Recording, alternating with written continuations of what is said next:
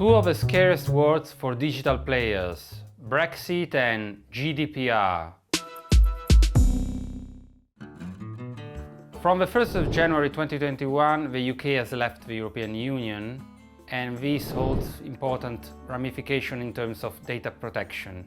In the Christmas agreement between the UK and the EU, both parties have agreed that the GDPR, the set of European rules on privacy protection, will still apply in the UK in the first semester of 2021.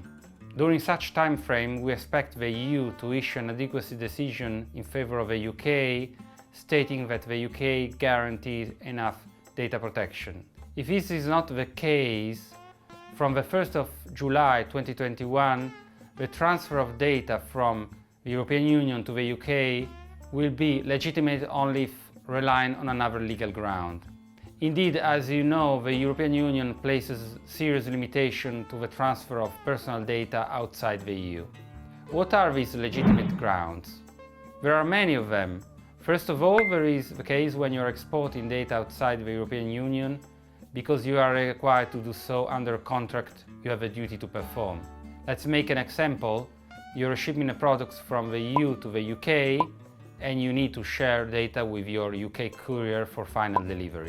The second ground is when the exporter of data and the importer of data outside the EU have entered into an agreement based on the standard clauses approved by the European Union.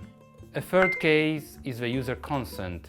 If the user has approved to the transfer of personal data outside the EU, this is legitimate, but please be aware that you need to gather a separate consent from each user in order to transfer the data outside the EU lawfully.